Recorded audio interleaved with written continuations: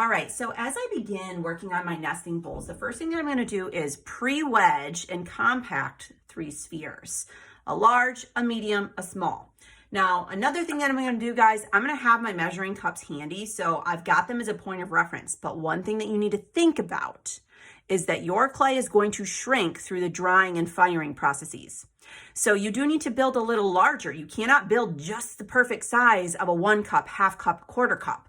We need to build a little bit larger to accommodate for the shrinkage rate. All right, so as I begin, I've got my pre-wedged, pre-compacted spheres of clay. So I'm going to put 2 of them off to the side.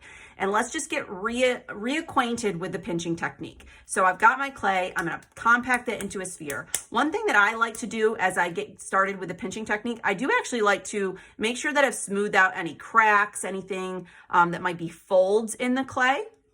I'm just going to continue to compact and make sure I'm good to go. So everybody does this a little bit differently. I've seen some students love to just do the pinching technique in the air. I actually frequently will stand up when I'm doing this, but this is totally up to you how you want to go about beginning the pinching technique. You're going to use your thumbs. You're going to eye the middle of your clay. You're going to push your thumbs to the interior, but I want you to notice what's on the outside. My fingers are on the outside right now. Thumbs inside, fingers outside. So when I've taught elementary students, we always call these our crab pinchers, right? So just like our crab pinchers, thumbs inside, our fingies outside. And I am going to start to pinch and compress that clay. Now I like to do this, I always say it's kind of like a mower. If you've heard me demonstrating the pinching technique in the past, I'm going around and I'm turning this clay. You can have a piece of paper underneath if that makes you feel more comfortable. You will know that we also have the banding wheels if you'd like to put that under your clay.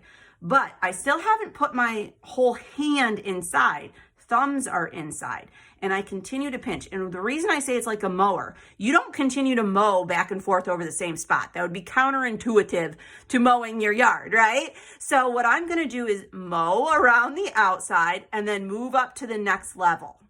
Pinch all the way around the outside, move up to the next level. Just like you're going to move throughout your yard when you're mowing. Don't go back and forth over the same spot over and over and over again. You need to continue that method up toward the top of your vessel. So as I am pinching that clay, I'm going to go up to the tippy top, but right now this is still quite thick. So this is just that kind of beginning stage of working with the clay.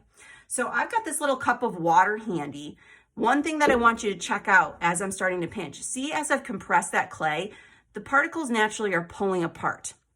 That's partly because you're putting stress on the material, but whenever we're pinching and working with that clay, you're losing moisture to your hands, to the atmosphere, to the tabletop that it's on. So instead of just like slathering this with water, you know that I say a 1-finger rule. 1 finger of water, add that to the exterior as you start to do the pinching technique.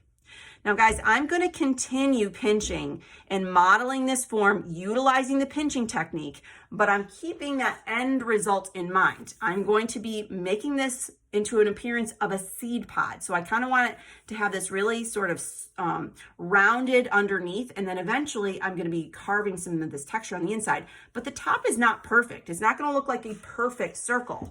So right now it's actually quite even, but I'm going to kind of play with varying the height of that vessel.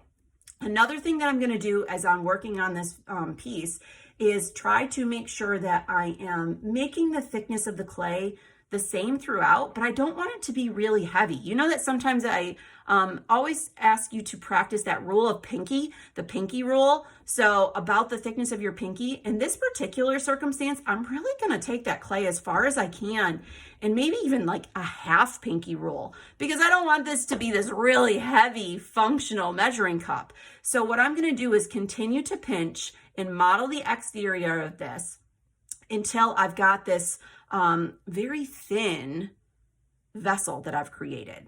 Now I'm going to keep doing this, and I'm going to come back in the next video, and I'm going to actually have all 3 modeled to the form that I want.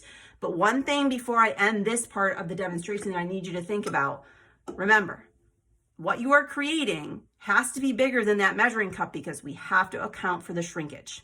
All right? Okay, let's get started.